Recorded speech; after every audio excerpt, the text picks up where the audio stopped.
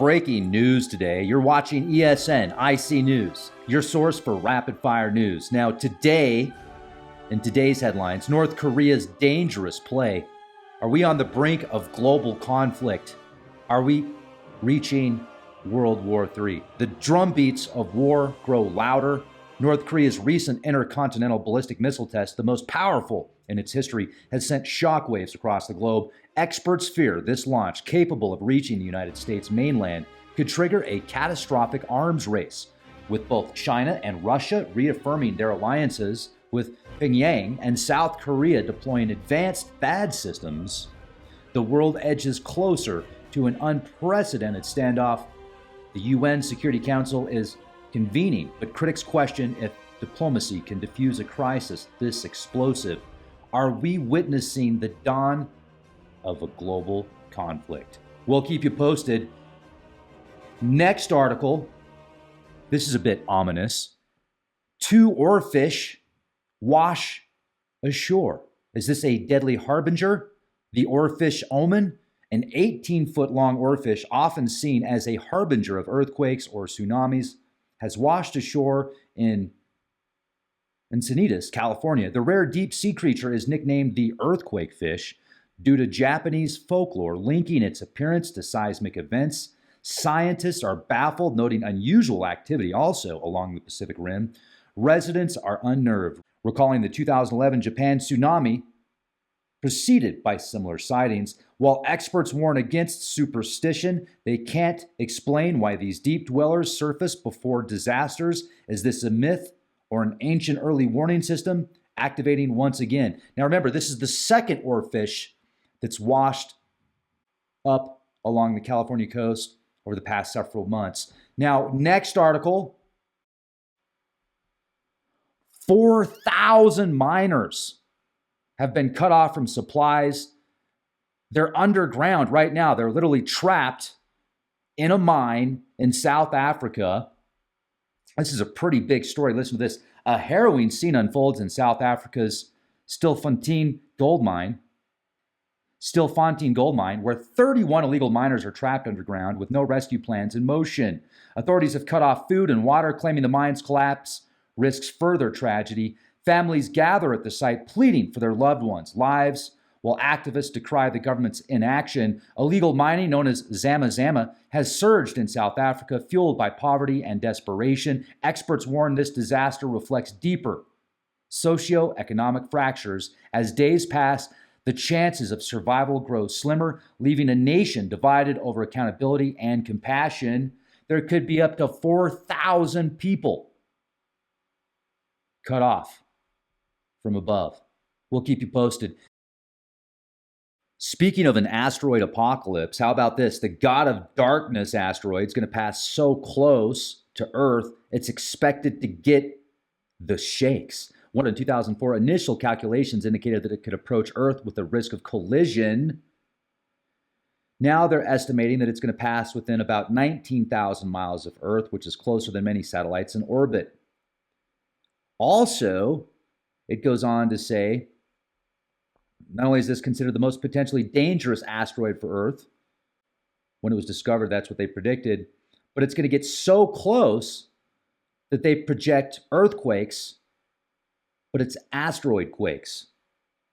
Listen to this. A recent study led by Ronald Lewis Ballouz from Johns Hopkins University Applied Physics Laboratory suggests that the asteroid 99942 Apophis may experience tremors similar to earthquakes due to Earth's gravitational pull during its close flyby Friday the 13th, 2029, with simulations indicating significant surface changes. Apophis, approximately 340 meters in size, that's bigger than the Empire State Building, will pass within approximately 19,000 miles of Earth. Now, it could get closer. It could go further away because of the gravitational influx of Earth. So these orbits could change, and the calculations continue to change for Apophis. Is it time to bring in the tomato plants yet? Not yet. Let's be prepared, not scared. And we'll keep you posted here at ESN. Next article, this is fascinating. NASA rockets seed artificial clouds below glowing auroras in Norway. For all of you out there that have talked about cloud seeding in the past and geoengineering and weather modification programs, this is an experiment that NASA is conducting. Let's take a look at this real quick, shall we? I think you'll appreciate this article.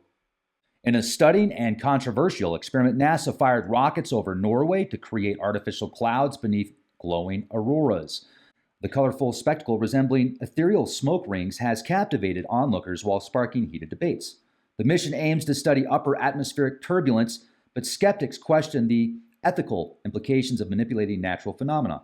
Could such experiments destabilize weather patterns or have unintended consequences? Oh yeah, probably.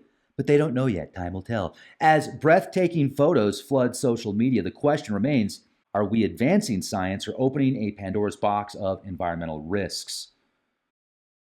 Yeah, one thing that I thought was interesting is when I read what they were actually launching into. Okay, so listen to this. This is from the article space.com. As it turns out, the rocket launch was actually a doubleheader, and both rockets were part of NASA's VORT-X, which is an experiment. The project seeks to better understand how energy flows through the turbopods, which is a portion of Earth's atmosphere where the mesosphere and the thermosphere meet approximately 56 miles above.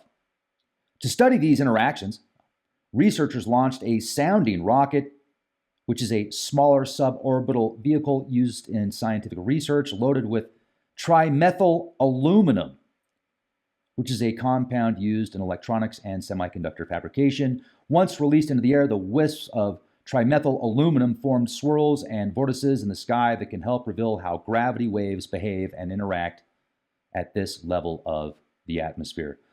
Oh, aluminum dimer. What is it called? Lovely. Trimethyl aluminum. That's just, I'm so glad to know that they're launching that stuff into the atmosphere, aren't you? Let's do a quick Wikipedia search on this. Applications. Let's see what this is used for.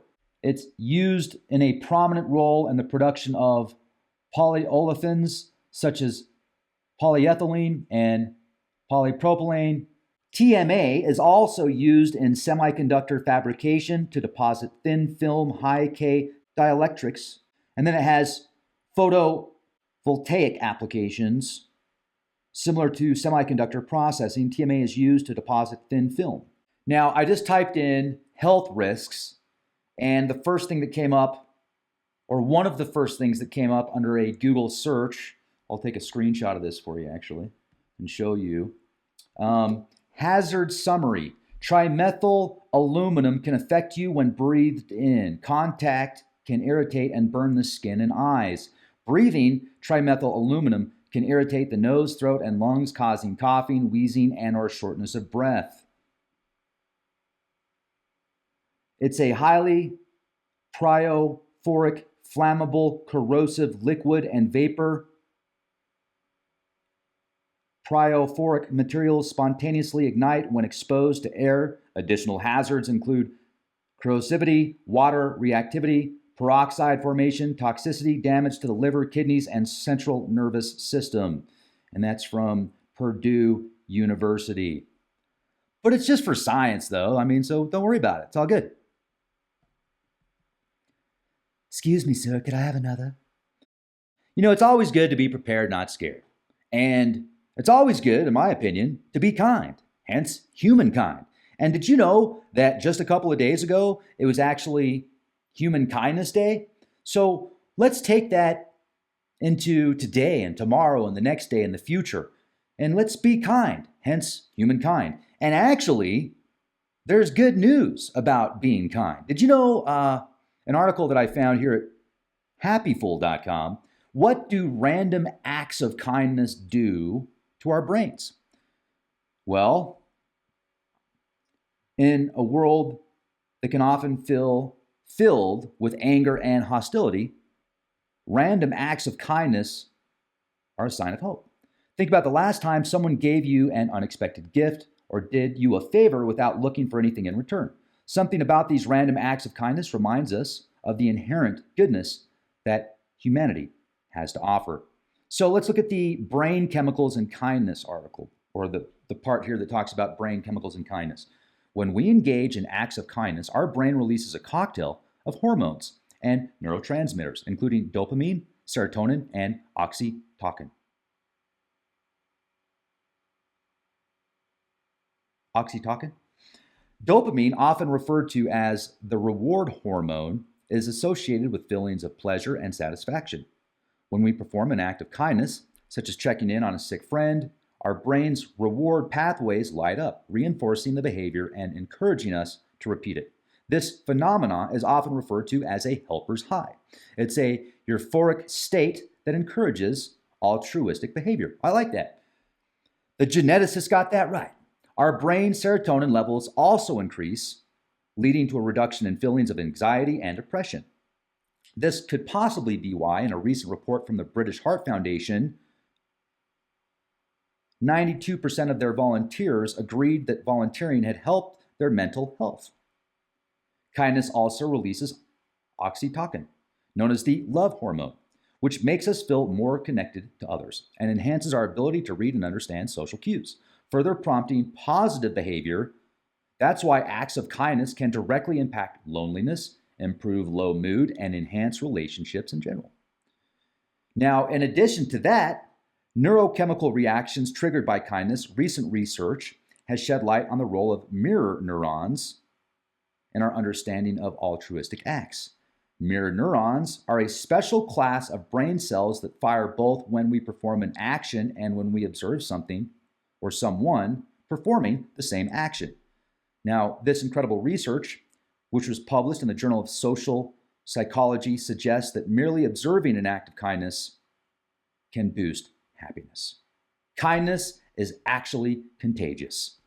Well, that's beautiful. And let's finish this podcast on that note. Do something nice for somebody, and in return, you're doing something nice for yourself. Let's be humankind, and let's be the change the world needs to see. Thank you for watching. Hit that bell for all notifications. Check back daily for new content, because the notifications don't always go out, and we will continue to bring you the latest and cutting edge rapid fire news here at ESN IC News, your source for everything news, views, and reviews you can use if you choose to accept it.